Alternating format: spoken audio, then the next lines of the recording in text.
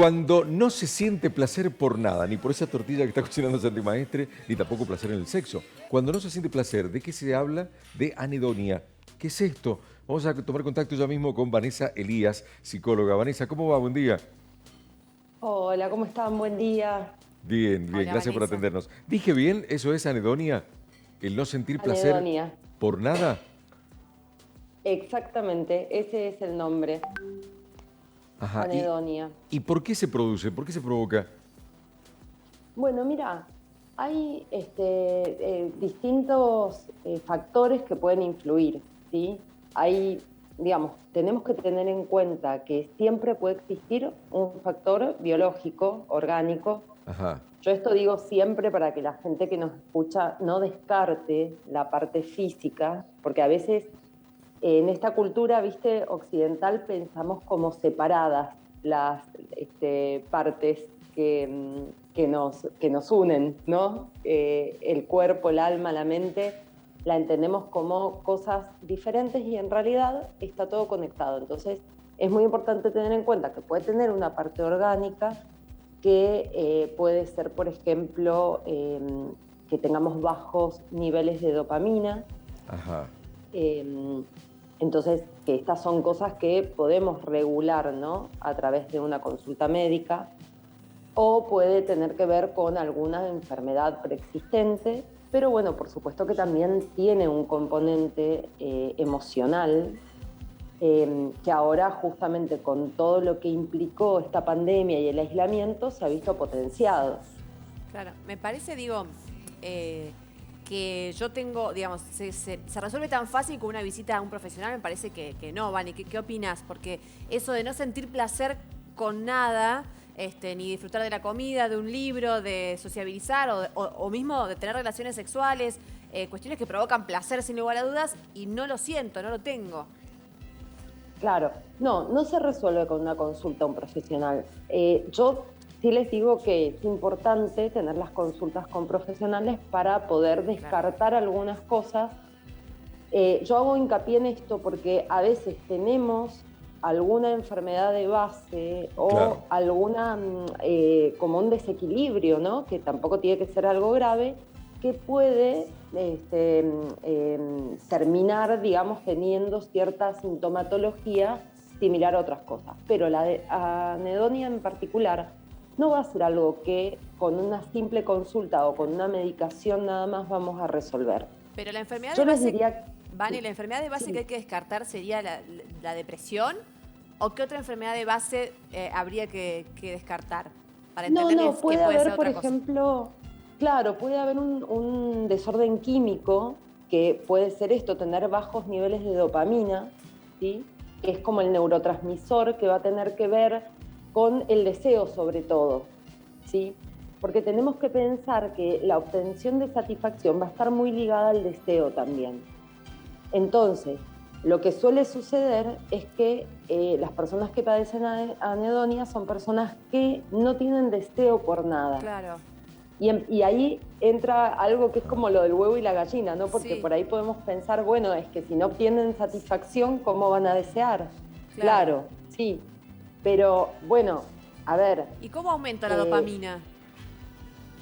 bien, hay un montón de cosas naturales que podemos hacer para aumentar la dopamina. Yo tiendo a lo natural más que a lo químico, porque lo natural nunca va a tener efectos secundarios, ¿sí? Entonces, ni nos va a generar adicción o síndrome de abstinencia. Claro. Entonces, hay cosas como simples como hacer ejercicio, por Sí. ejemplo, cualquier ejercicio que nos guste, salir a caminar, que aumentan los niveles de dopamina, ¿sí? Que podemos hacer y empezar a incorporar. Sí. Por Claro. supuesto, si tenemos en cuenta que llevamos un poco más de 2 años en una situación de aislamiento forzoso, que bueno, ahora está como más tranquilo, pero que tuvimos meses de encierro absoluto, Sí. entonces cuesta mucho generar altos niveles de dopamina y entonces mucha gente se vio en estas situaciones de no sentir deseo o satisfacción, pero también es importante que le contemos a la gente que no necesariamente esto va a ser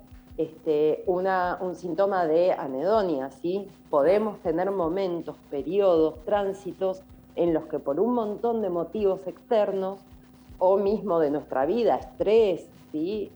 No sé, malos momentos en el trabajo, personales, terminar una relación, bueno, hay distintos factores que nos pueden generar instancias, tránsitos en los que no sentimos deseo o satisfacción con nada y no necesariamente esto va a ser un problema, ¿sí?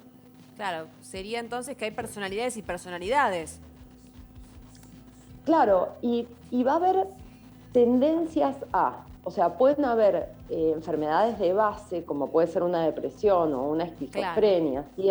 Algunas enfermedades puntuales, particulares, Sí, que van a tener mayoritariamente estas características, sí.